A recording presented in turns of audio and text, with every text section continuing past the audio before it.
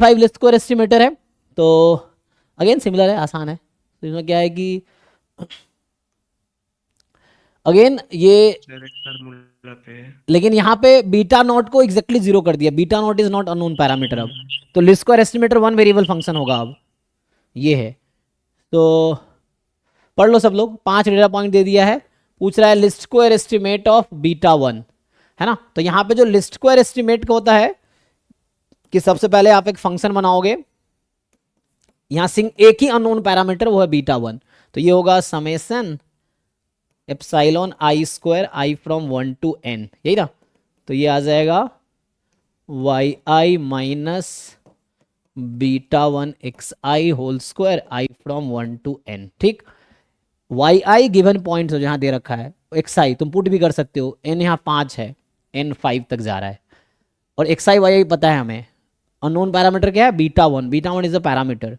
तो least square estimator क्या होता है कि value of unknown parameter that minimizes the sum of square of errors, है ना, ये है। इसी का नाम है लिस्ट स्क्वायर एस्टिमेट, इसलिए नाम है कि जो सम ऑफ स्क्वायर ऑफ एरर को मिनिमाइज करे, उससे जो एस्टिमेटर आएगी वो एस्टिमेटर की वैल्यू आएगी, दैट इज लिस्ट स्क्वायर। तो क्या करना आपको, जी डैश बीटा निकालो, बीटा वन निकालो, इसको डिफरेंशिएट करो और जीरो पुट कर दो, डिफरेंशिएशन करो बीटा वन के रेस्पेक्ट में, ये सम है तो सम रूल लगाओगे तो कुछ समेशन एज इट इज रहेगा, इसको डिफरेंशिएट कर लो और जीरो पुट करो। तो जब पुट करोगे तो बीटा वन की वैल्यू क्या निकल के आती है, याद है किसी को, ये आएगा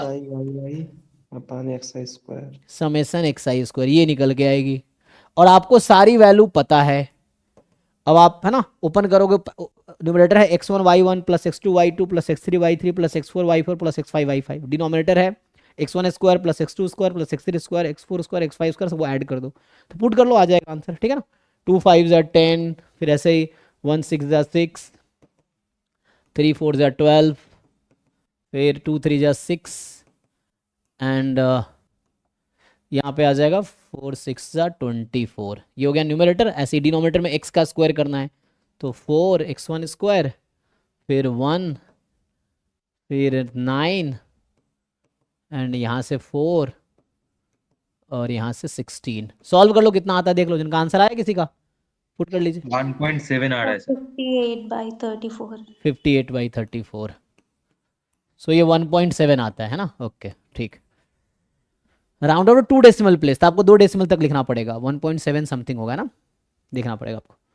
तो 2 डेसिमल प्लेस तक, मतलब एग्जाम में जब आप एंटर करो, क्यों रिस्क लेना है, जब बोला है 2 डेसिमल प्लेस तक एंटर करो, तो आप डेसिमल के पास 2 डिजिट एंटर करना, डेसिमल के बाद 1 3 करोगे, मान लो कुछ ऐसा सिस्टम है, क्योंकि इंसान चेक करता नहीं है, वो कंप्यूटर चेक करता है, जो डेटा एंटर्ड है वो मैच करेगा तो ट्रू, नहीं किया तो फॉल्स। कोडिंग वोडिंग जानते होगे आप कैसे कंप्यूटर काम करती है। सर 1.705 आ रहा है, इसलिए 1.7 रख दिया। हाँ तो 70 लिखो, क्यों 1.7 लिखोगे, इसने कहा है 2 डेसिमल प्लेस तक लिखो, डेसिमल के बाद 2 डिजिट लिखो, इसने कहा है तो 2 डिजिट लिखो ना, ये चीज़ है। 70 लिखो आप, कोई दिक्कत नहीं है, और रेंज सफिशिएंट होगा आंसर की में। आप 71 लिख दोगे तब भी गलत नहीं होगा, नहीं होना चाहिए मुझे ऐसा लगता है, लेकिन वो देखना पड़ेगा। तो आप क्यों रिस्क, मतलब जैसे आपका आंसर आया 1.705, तो 1.70 लिखो, ये है।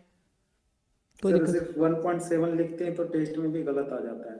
यहाँ पे हमारे सिस्टम में वैसा है, क्योंकि वहां पे क्या है पता नहीं, मतलब कंप्यूटर क्या करता है, मैच करता है ना, वही चीजें हैं कि X I is equal to Y I तो ट्रू, अदरवाइज फॉल्स, वैसा करके।